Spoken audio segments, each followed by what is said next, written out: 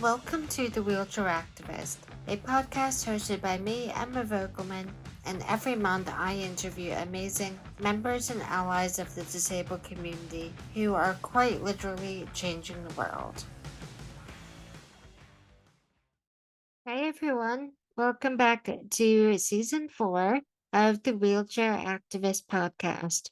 I'm your host, Emma Vogelman, and I'm so incredibly glad to have you here for what is going to hopefully be the most amazing season of the Wheelchair Activist yet. For those of you who are new here, the Wheelchair Activist is a show interviewing disabled people who are doing all kinds of incredible things in their fields, whether that's fashion, whether that's Broadway or digital accessibility or tech, you name it. Disabled people are there. Believe it or not, we're there. And we are doing amazing things that I think you should know about, not just for other disabled people to realize that representation is out there. We just don't hear about it enough. There are disabled people who are doing every single kind of job, and we should be able to see ourselves represented in those jobs and in those ways of life. And for the non disabled people listening, a huge welcome to you. Can't believe you're going to get to learn about disability from some of the most amazing disabled people that I've ever met. I'm also a disabled person, so you're going to hear a little bit about my life and my journey along the way. And I'm so glad to have you here as we jump into season 4 of The Wheelchair Activist. The first episode is not one to be missed because today I am interviewing the incredible David Holmes, otherwise known as the boy who lived. Not Harry Potter, but pretty much Harry Potter, because David was the primary stunt double for Daniel Radcliffe in the Harry Potter films. He had a major accident while filming the Deathly Hallows Part 1, and today we're going to talk to David about that experience, about what it was like being Harry Potter, and what his life has been like since that accident. In this episode, we, of course, come on to the topic of J.K. Rowling. She is the author of the Harry Potter books, so we couldn't really have a conversation about Harry Potter without mentioning her in some way. But if you've listened to this podcast before, or if you know me, the LGBTQIA plus community is very near and dear to my heart, and I'm incredibly aware of the very hateful and harmful things that J.K. Rowling has said, particularly about the trans community, and I couldn't disagree with her more.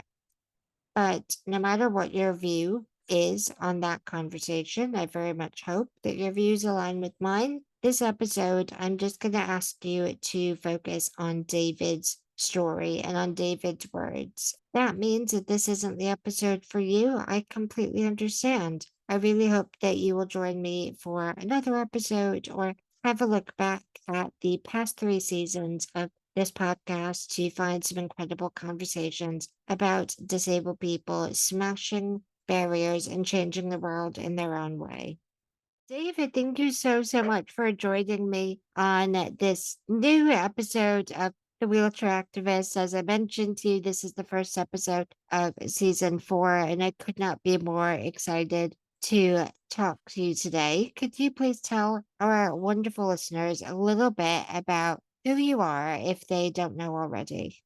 Okay, cool. So, Emma, thank you firstly for having me on your platform. It's nice to meet a fellow disabled person that is constantly trying to give us, a platform and like representation and to challenge perceptions and narratives. So, I really appreciate you for having me on. So, if people don't know me, my name's David Holmes. I'm now 41 years old. Between the ages of 14 and 25, I actually was a stunt performer. So I was a stuntman and I got to work on some of the biggest movies in Hollywood history.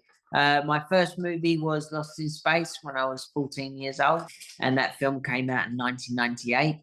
And then a few years later, I was very fortunate enough to land the job as lead role for Harry's stunt double on the Harry Potter movies. So you are looking at the world's first Quidditch player. As you can see, I've swapped my broomstick for something a little bit more grounded. Uh, I spent pretty much 8 years on the Harry Potter franchise, and yeah, on those films, I got to secure my on-screen immortality. And then, unfortunately, a stunt accident on Harry Potter 7 Part 1 resulted in me breaking my neck. So I'm a C6 on my left side, C4 on my right, which is the cervical spinal cord level of my injury. My right hand side was actually C7, but due to a spinal syrinx, I've gone through deterioration and continue to do so. So I'm now C4 on this side. I'm just holding on to everything crossed that it doesn't get any worse. But I also know that if I do go up a high level and other things are inhibited, like breathing, speech, and swallow, that you can still lead a very wonderful, very full life with a really high spinal cord injury. So, yep, that was 2009. And then the accident, obviously rebuilding my life. And then I had a decade, which is what I call the lost decade, where I was just trying to refine my sense of self again. And then in 2019, to try and stop the deterioration from my syrinx, I went for a bout of surgeries. Before I went for the bout of surgeries, I put together a small YouTube video, which was never released. And it was just because the surgeries, there was a risk of dying. I wanted my story to be told for the Harry Potter fan base. So just before the surgeries, I showed that video to a friend of mine and to Daniel Radcliffe, who's one of my best friends.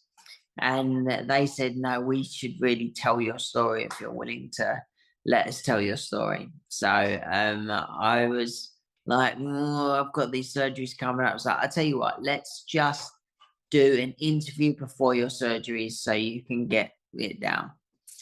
That interview and then the surgeries led to not only me nearly dying in surgery, getting very close, fighting for my life, but I actually survived it. And then came out, and then COVID happened. And then at the end of the pandemic, as it was drawing out, we decided to turn my interview into a 90-minute documentary. So I formed a production company with Daniel Radcliffe, my director, and my good friend Amy Stairs as producer.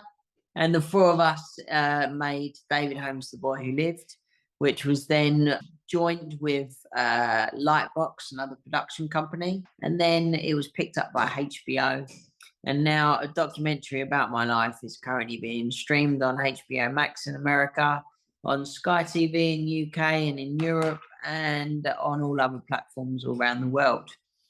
And then finally, the moment I secured the documentary was the moment I started writing my book.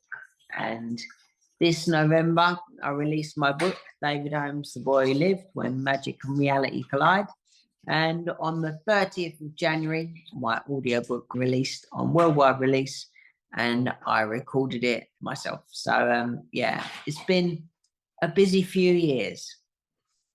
Oh, my goodness, I would definitely say so. And I mean, as someone who has seen the documentary, I just think it's a fantastic documentary, first of all. And there's so much, not just within your story, but about the process of making the documentary that I would love to talk to you about. But let's start with your, because what was so interesting for me was learning about the stunt world when I was watching the documentary. And I have so many questions about how all of that works. I know from the documentary that you started out doing gymnastics and then sort of got scouted to be a potential stunt performer. But I'm really interested in how does it work in terms of being a stunt performer. For those of you who don't know, because I mean, everyone will have seen you in Harry Potter,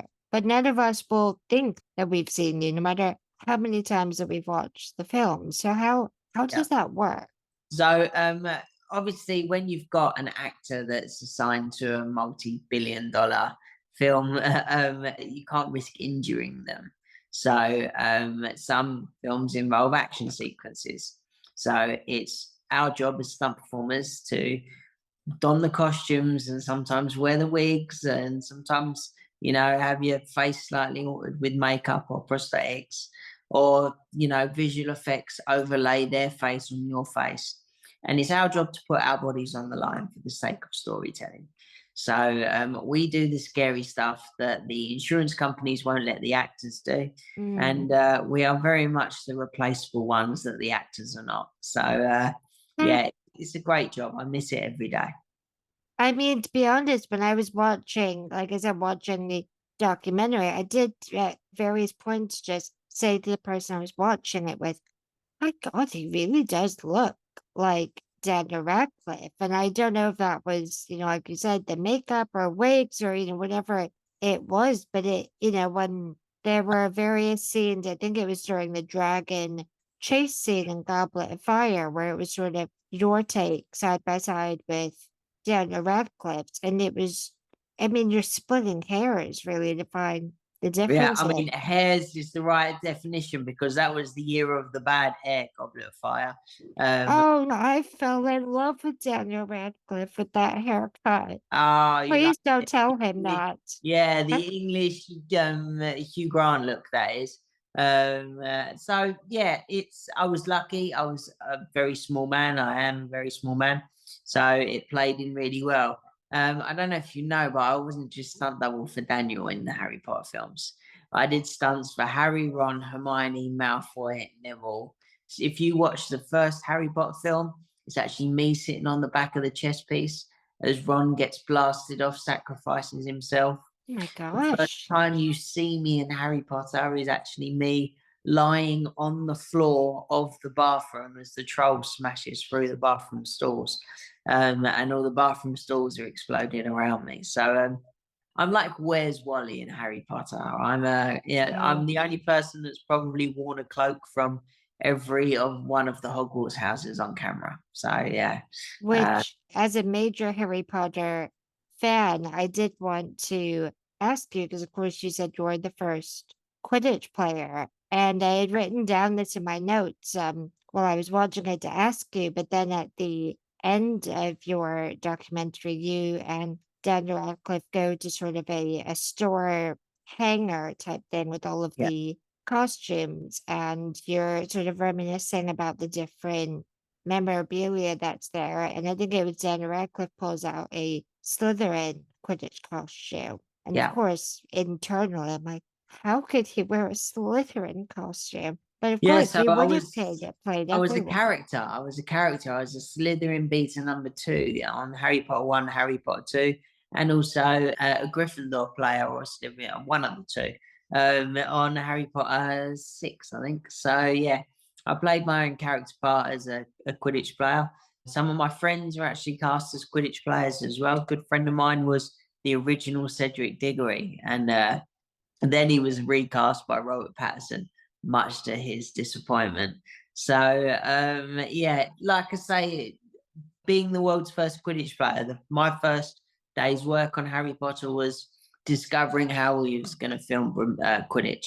So we strapped a broomstick on the back of a truck on a pole arm, and Chris Columbus was looking at me down a film lens, and we drove it down the runway at the studios, and the wind caught the cloak, and then we was off, and that's how we worked out we was going to do Quidditch.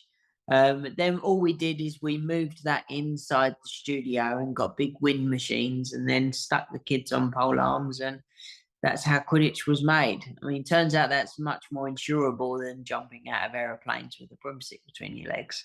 I So mean, marginally so, I imagine. yeah, I'd have preferred the jumping out of there. Yeah. Which brings me to stunt performing. I mean, like I said, I have so many questions about how it all works, but I think my biggest question is that what I noticed in the documentary was that there's so much trial and error and sort of figuring things out that goes into a stunt sequence or a stunt move, much more so than I think I anticipated. I think I anticipated, the stunt double goes in, everything is perfectly choreographed already, and you just go in and you do the more dangerous thing. But there's a lot of collaboration that Yeah. goes into all of it, much more so than I expected. Yeah, you have to break everything down to its smaller parts before you put it together again. Whether that's a fight routine or whether it's getting run over by a car, you build up Mm. to it so that your first time you try it. Take being run over by a car as an example. You start with the car with crash mats on it, and the car's static, and then you come in and you practice where you're going to lift your knee up, and then you roll onto the crash mats, and then the car comes in at a slower speed, and then you roll onto the crash mats, and then the car builds up speed, and then you take the crash mats away, and then you find the perfect speed and the way to roll up the bonnet and across the windscreen, and then ready to roll, you take all the crash mats out of the Mm. way, and then the very hard car and the very hard floor becomes your paycheck. It's fascinating to me because, like I said, you think that, yeah, everything's written by writers and then it sort of goes and gets created. But I'm thinking, when you were talking in the film about the different stunts, I suppose, where does the idea for the stunt first come from? Does it come from the Joe writer? Rowling. Joe Okay. Rowling, yeah, because Joe's writing it in the book. So I was one of very few people who got to read the Harry Potter books as they come out and picture myself doing those scenes. So I've got a Harry Potter book in my library, and it's got post-it notes all the way through it. And that's where I've read an action that's been taking place in the book. And then I put a post-it note in and said, right, there's going to be a stunt here, so it might be Kingsley Shacklebolt will need to be blasted back in Dumbledore's office.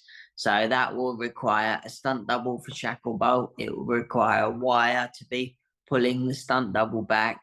So I was one of very few people that got to read those stories and know that I was gonna kind of be doing what Joe had written. And then it's up to the stunt coordinator and the stunt performer to then build the stunt up to recreate what we see on camera. So a great example is the Harry and Malfoy dueling stunts on the dueling sequence on the Chamber of Secrets. We knew that we didn't just want to have a bog standard get hit by a spell and fly back straight. We wanted it to be an acrobatic movement. So the Harry stunt was performed by other stunt double, Tolga Keenan, who was a young child stunt double, was another gymnast, but he was a bit younger than me. And then the Malfoy stunt was performed by me. And we decided as a stunt department that we wanted them both to be acrobatic. They wanted to be dramatic. And of course, they were in front of all the kids and in a very big scene, which is all part of the storytelling of Harry and Malfoy's showdown throughout the franchise. So the stunt that I did for Malfoy, a wire was attached to a harness to me, and then it was wrapped around the middle of my waist, and then as the wires pulled, I unraveled in the air and landed just in front of Alan Rickman, hoping to not break Alan Rickman's feet when I landed very close to him. Because of course, can you imagine breaking Snape's feet? Mhm. I wouldn't have been a very popular person. Oh, And then I'd be terrified. I know, and he was terrifying in costume. Lovely outside of costume, but terrifying in costume. So yeah, that's just a great example of where Joe's written in the Potter film, the dueling sequence on the table, and that it was taking place in the Great Hall, and Harry and Malfoy have a showdown. And then the director and the stunt coordinator and me as the stunt double have built up a few options for the director to choose from, like the different wire stunts that they could use. And the director goes, "Yep, I want that one for Harry and that one for Malfoy." So Okay. yeah, it's stunt work, like being a gymnast, is when you Mhm. learn a new move, you break it all down to its smaller parts, and you put it back together again. Well, Mm. we do that as disabled people, just navigating society, don't Yeah. We have to think, right, okay, I'm going to go somewhere new that I haven't been before. Right, how is the access going to be? Am I going to be able to get in the door? Is there going to be a drop curb? What are the transport links? And my life before my disability was a perfect rehearsal for being a disabled person. Mm, And I recommend this to everybody who's on our journey with disability. We are navigating in a society that is not set up for us. And as a default, we are discriminated against. But you can always advocate and push for change, know your rights, and also know that there are things that you can put in place before you venture out and tackle the unknown that might be able to help reduce your anxiety. I mean, mm, Google Earth, what a gift that is. Because mm, you can look, right, okay, show me the street address. Right, now I'm going to look up and down the road. Right, now I'm going to ring the hotel beforehand and check their accessibility guidance and have they got the right toilet. You can put the legwork in beforehand so that when you're there, you can be present and not constantly thinking, it's my job to navigate being disabled and society's not allowing for me. So yeah. it's hard, but life Mm. as we exist is hard, is it not? It certainly is, but that was something that I was noticing again in, the collaboration and everything that you do. It felt exactly the same to me. Like I always say that disabled people are the best creative problem solvers because Big you time. you have to look at what you have and work with what you have, like you said, in the world and the society that is not designed for us in a myriad of ways, whether that's physical access to attitudes, you name it, the barriers are there, but it's very much about, okay, let's see what we have to work with and then try to make what we want happen. It felt very much like how a stunt is approached, that sort of looking at things from every angle, taking in every eventuality and trying to plan for that. Yeah. Now, I would go further to say is, it's so easy for society to paint us as victims of our disability, but they do that because it can excuse them for discriminating against us. Like that's why they use that as a tool. Now, I live an amazing life as a disabled person. I have done. I've had some of my most profound experiences with living with my disability, and my most spiritual, my most centering, my most earthly experiences living with my disability. And I always say the only time I'm a victim of my disability is through ableism. And if it's okay, I want to talk about how you became disabled. So Yeah, of course. Yeah. we've talked about how it was a stunt that you were doing in Deathly Hallows Part 1. And it was so striking to me in the film, looking at how many different puzzle pieces had to be laid just so for all of this to happen to Yeah. you. And of course, there were medical things that came after Yeah. the injury, but I was wondering if you'd be comfortable speaking Yeah. on That's fine. that moment. Yeah, I've told the story many times. So we were rehearsing right at the beginning of Deathly Hallows Part 1. And in Deathly Hallows Part 1, Harry has a face-off with Nagini, which is Voldemort's snake. And there's in Godric's Hollow, and the snake strikes and Harry uses, and we didn't know that he was going to use a chair to protect him from the snake strike, but it was going to fly him backwards. And as the franchise builds on, the severity of the spells and the reactions, obviously, as the kids are growing older, we as a stunt department wanted to build that up. Now, we were rehearsing that day.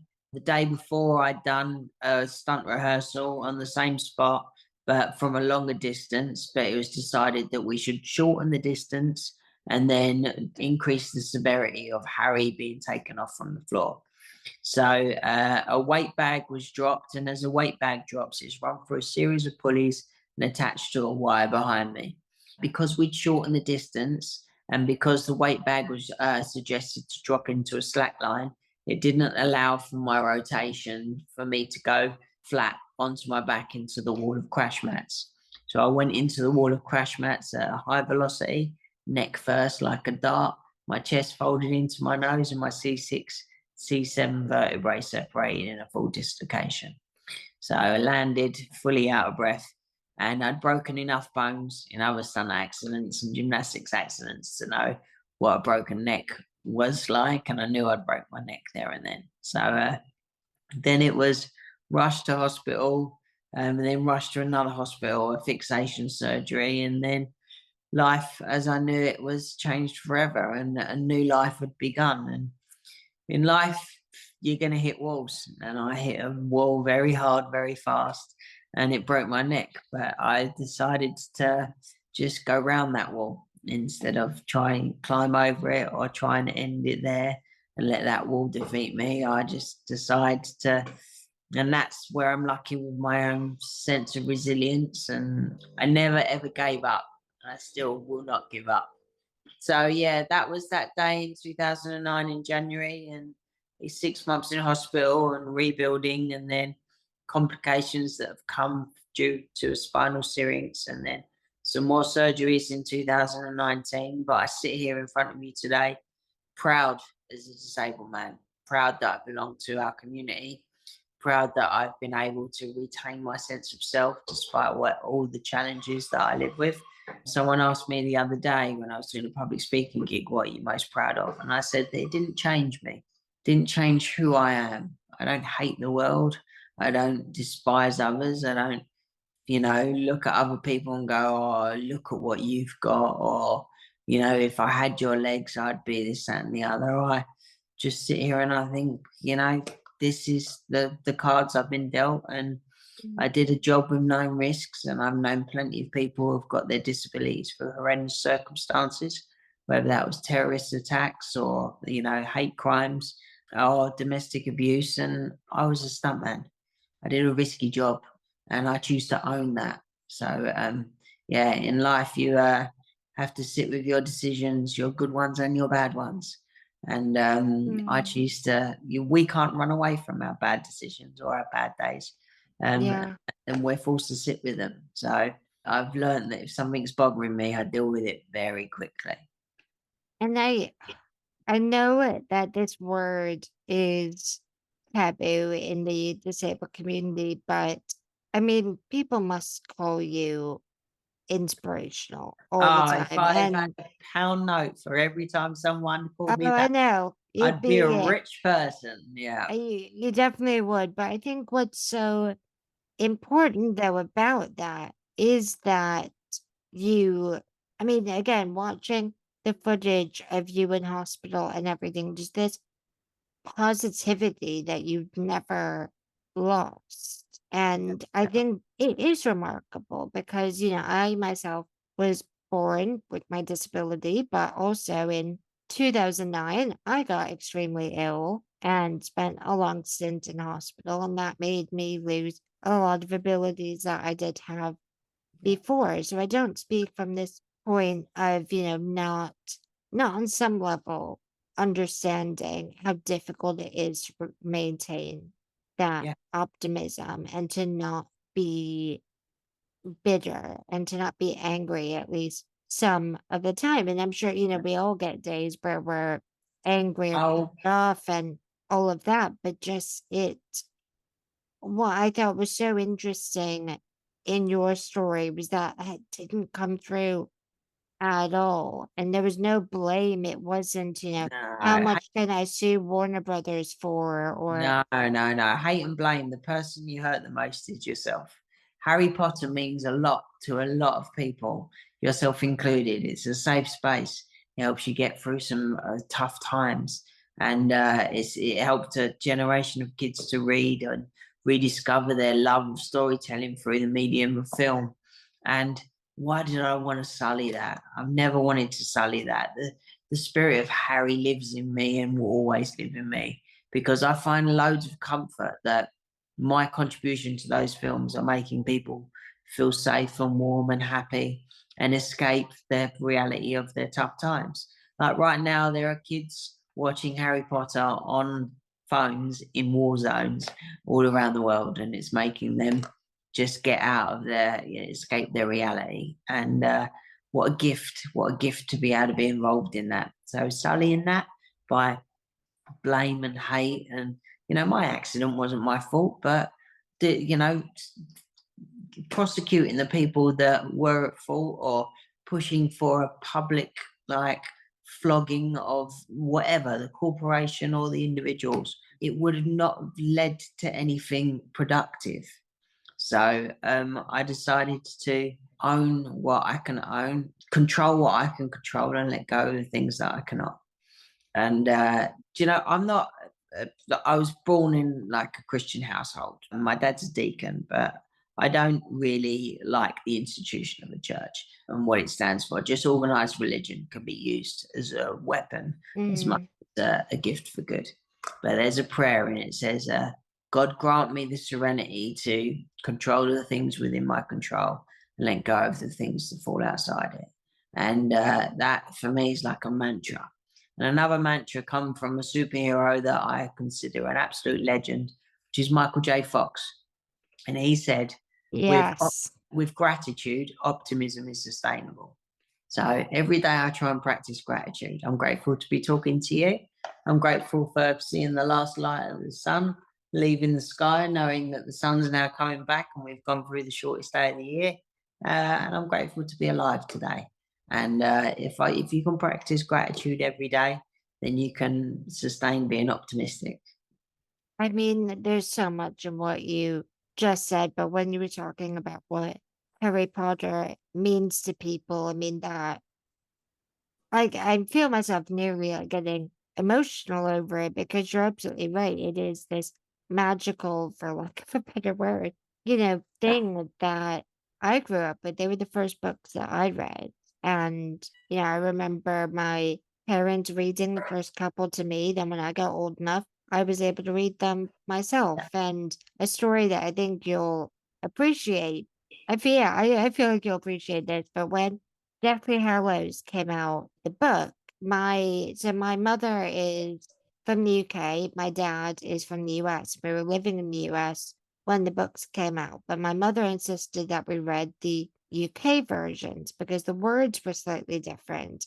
She thought Harry Potter can't go to a mailbox, he has to go to a post box. So Yeah. we would order the UK versions. We couldn't read it, at midnight when it came out, like all of my friends did. And my brother hid the book when it arrived in the mail one day. And I was at summer camp or something, and he hoped that no one would notice that he was able to read the book first. And then I find the book in his room, and then we end up in, some sort of a grappling match over this book because why we didn't buy more than one, I don't know, but we didn't. But I just thought it shows how much Harry Potter meant, to me and to my family, and so much that it sparked a physical altercation.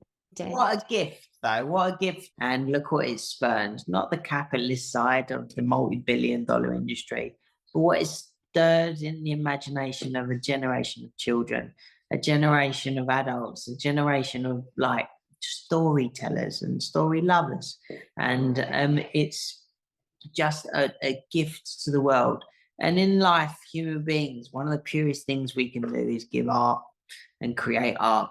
Like my book, yeah, I wrote my book, they're my words, but that's not my book anymore. It belongs to the world.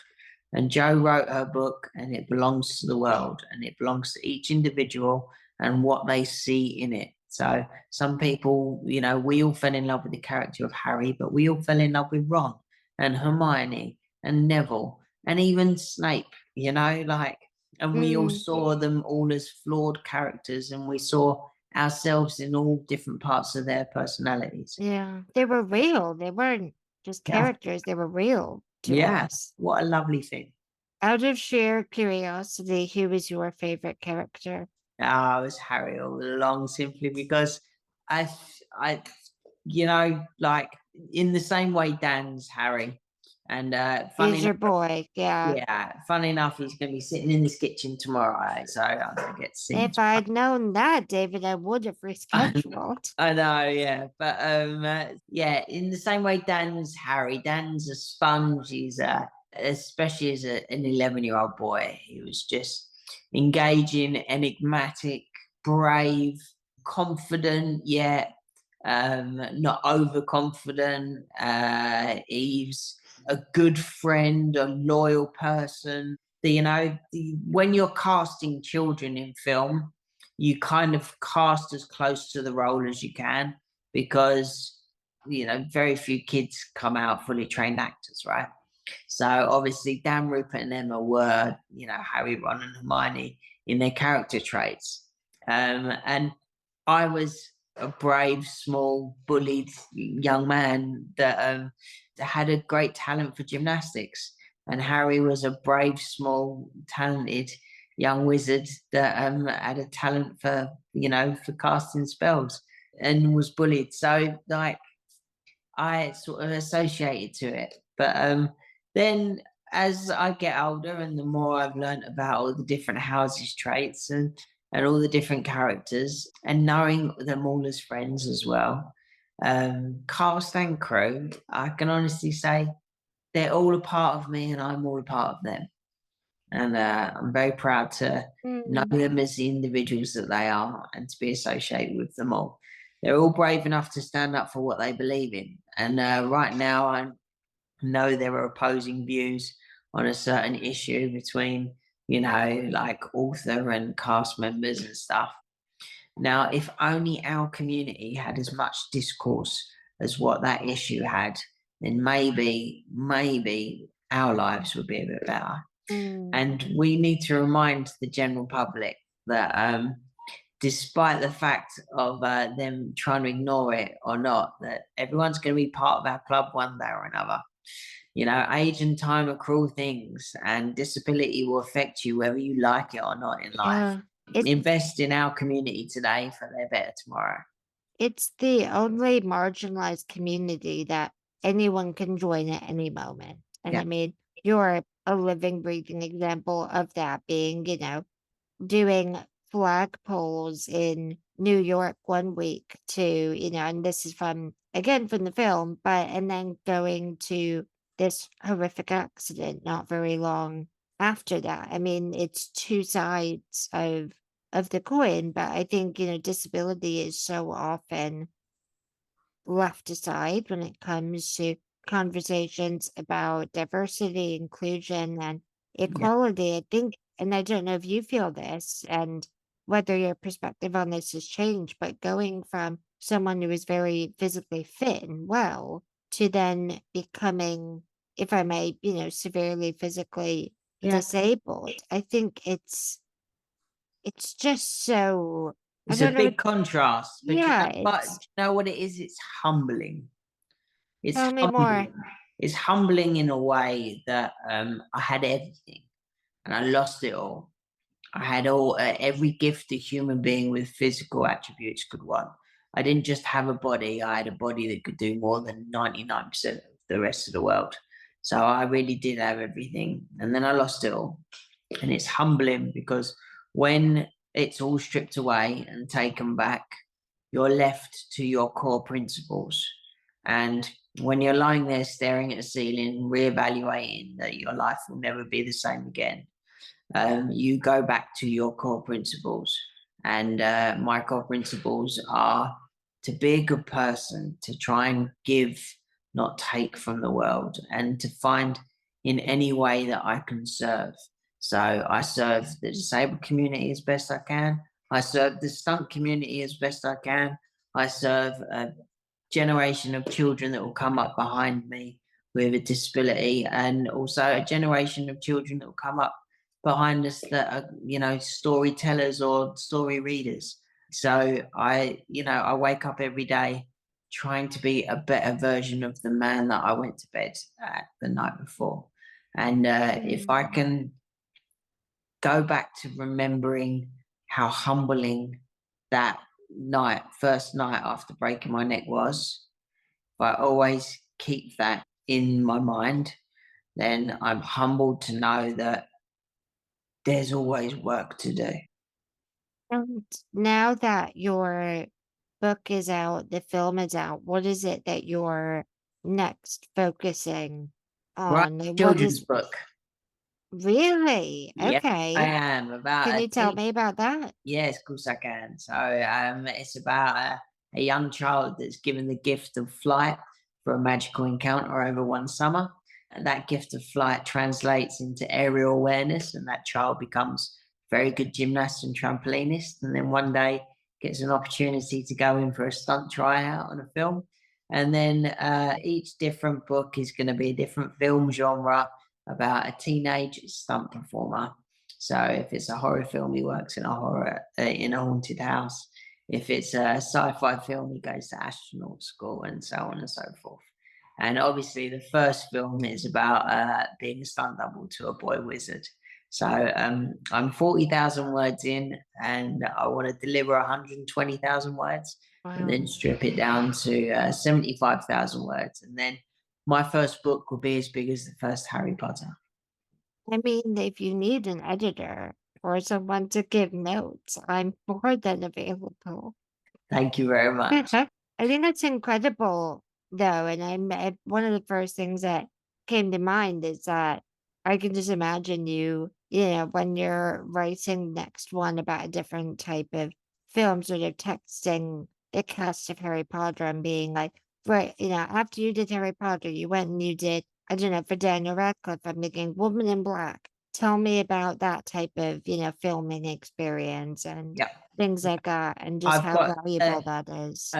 like untold tap of knowledge, like all of the stunt performers that I interacted with. Like a good friend of mine done some of the biggest stunts in cinema history. If you've seen GoldenEye, the James Bond, when James Bond jumps off the dam in the beginning, that's a good friend of mine, Wayne.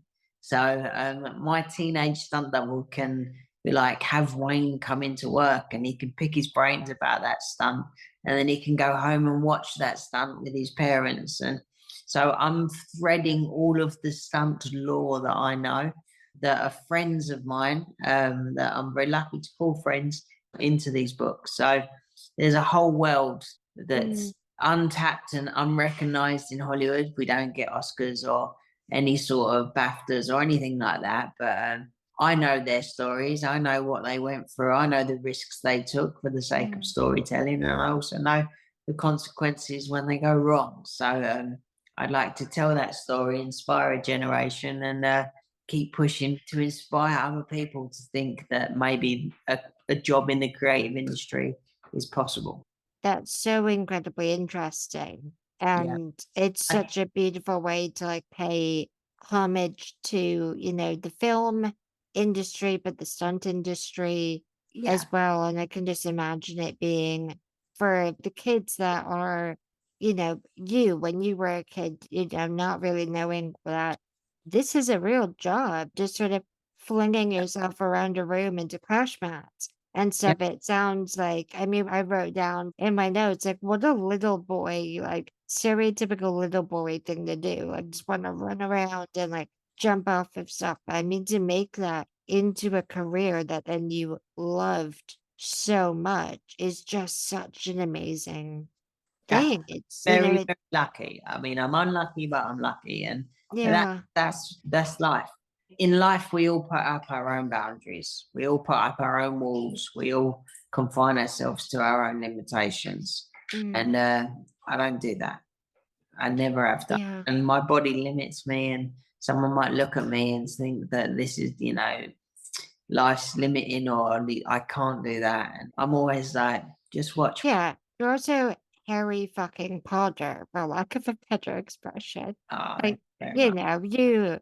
to anyone who thinks that that is limiting in any way whatsoever, I would certainly challenge. But what I wanted to ask you about was the relationships in your life sort of after the accident, because that really, again, this came through a lot in the film. It showed some beautiful vulnerability from different people who were in your life around the time of the accident and the impact that the accident had on them and sort of, some people's difficulty even seeing you afterwards because of how it made Yeah. them feel. And I think that that was all incredible to include. And it was, for this beautiful, well rounded story.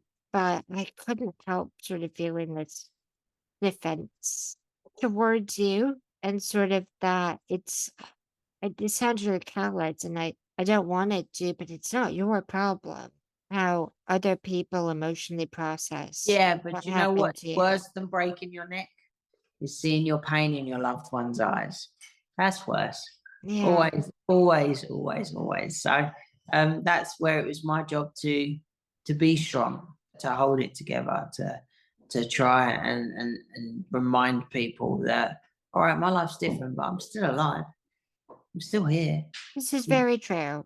It could have gone the other way. So nearly did many times. But, that could be said of all of us in life.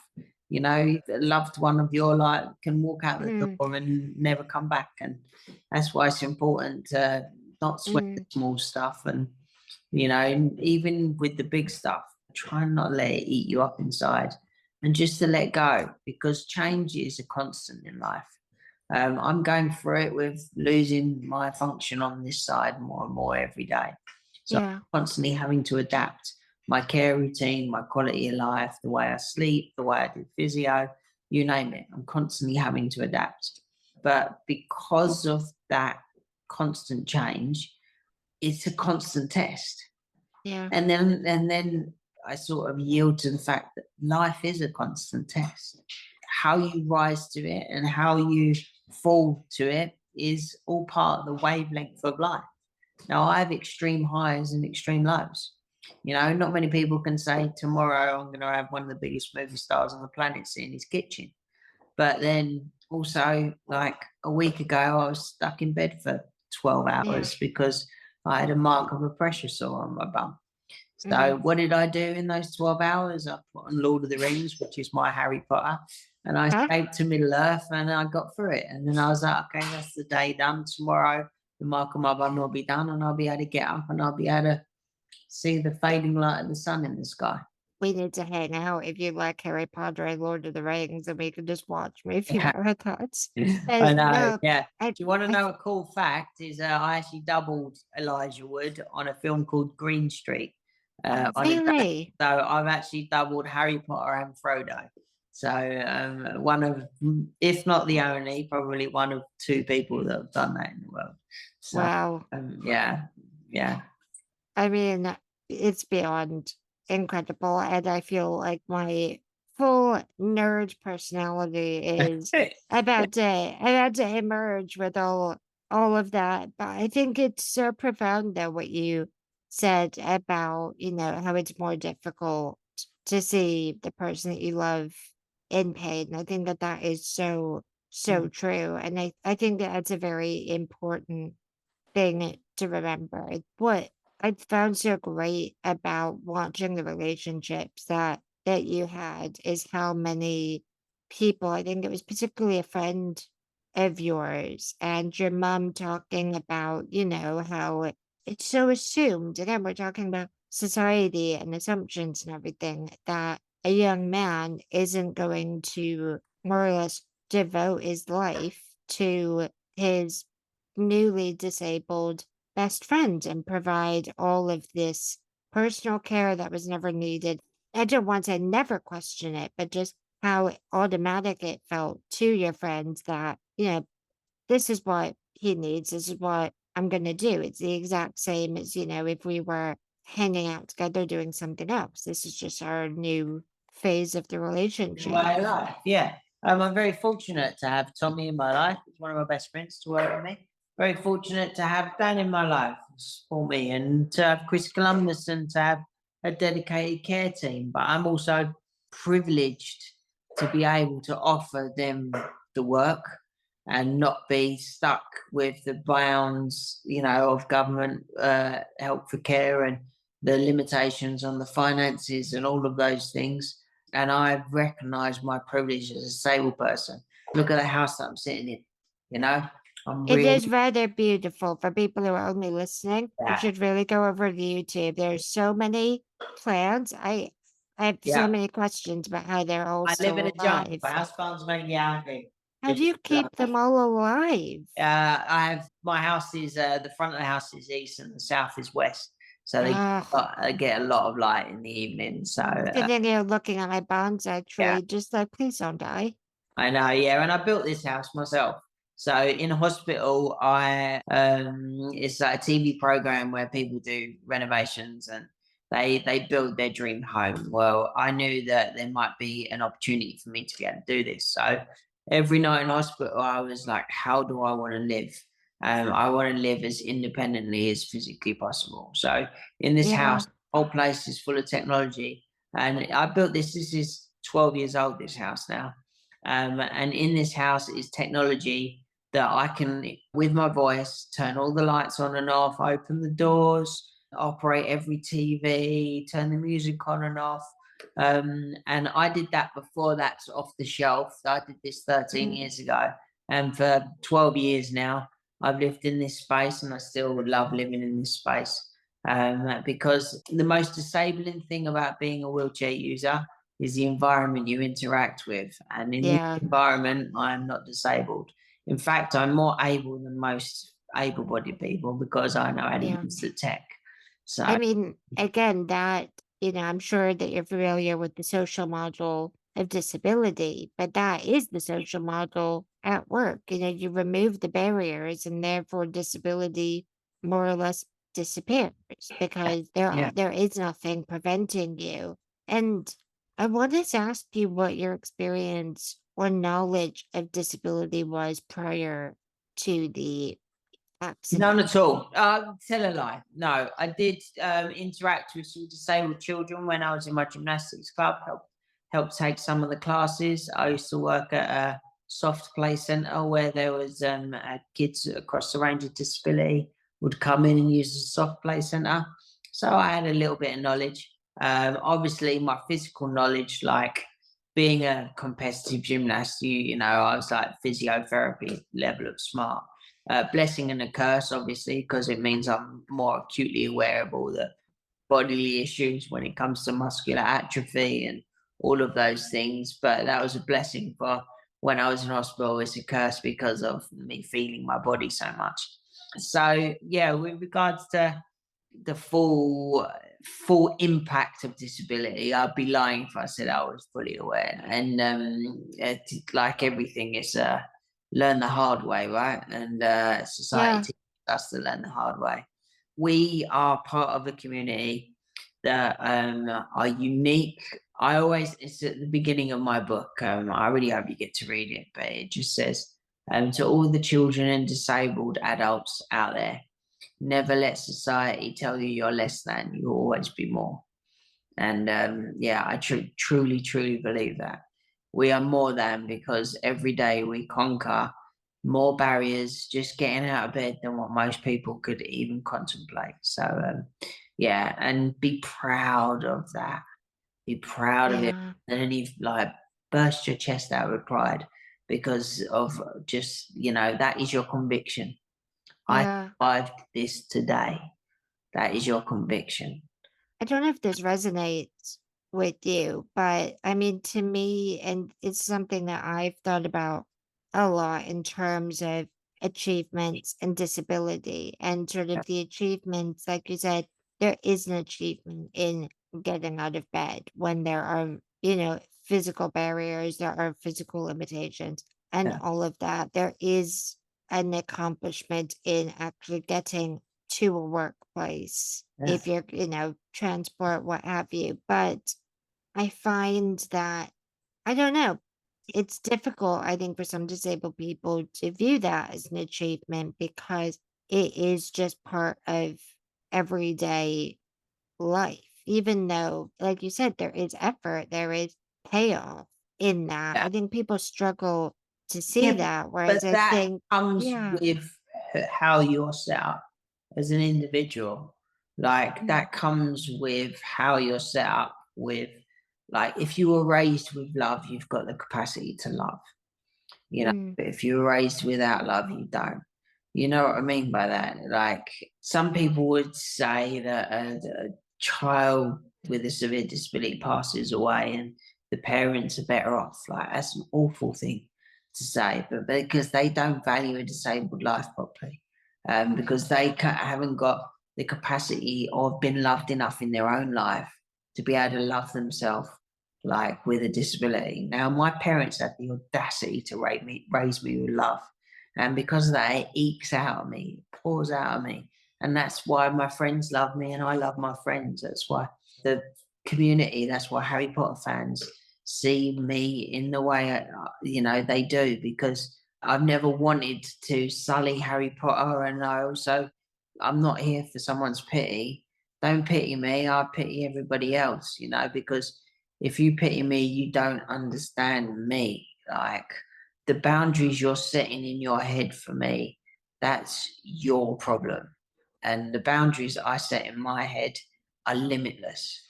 And I just know that whatever I want to be done can be done. I just have to break it down to its smaller parts. I think that's incredibly, incredibly important. And I want to ask you one more question before I let you go, because you've given me so much of your valuable time, and I've loved having this conversation with you. But I have to ask you, what is your favorite Harry Potter film? Or to work on Harry Potter 4, I got to spend 4 months underwater, didn't I? Best fun ever, wearing flippers and web hands and eating Mars bars in an underwater little air pocket. So to work on number 4, to watch number 3, because number 3 is where I Hmm. see the young cast really grow into their own as adults. Obviously, number 1 because of the magical memories that Chris Columbus laid the foundation for, but as a movie lover, and also seeing my friends transition from children to young adults. Number 3. Oh, amazing. Thank you so, so much, David, for Emma, no joining worries. me. Thanks for your time. I hope the new year is kind to you. When you are having a bad one, give yourself for finding it hard. Life is hard. When you're having a good one, make sure you're present to appreciate it. In life, it's a gift, and it's up to us whether we have our eyes open to it or not. Absolutely. And if you don't tell Daniel Radcliffe I say hi tomorrow, I will be very upset. Of course I will. But you have my word, I will do so. Thank you so much. Listen, all the best, mate. Appreciate you and all your listeners. Thank you so much for listening to this episode of The Wheelchair Activist. If you want to stay up to date and catch all of our previous episodes, you can find them all on my website, thewheelchairactivist.com. You can also follow me on social media at emma.vogelman on most platforms. And if you'd like to support the podcast, our links to the GoFundMe and Buy Me a Coffee are in this episode description. And I'm so excited to bring you another episode next month. See you then.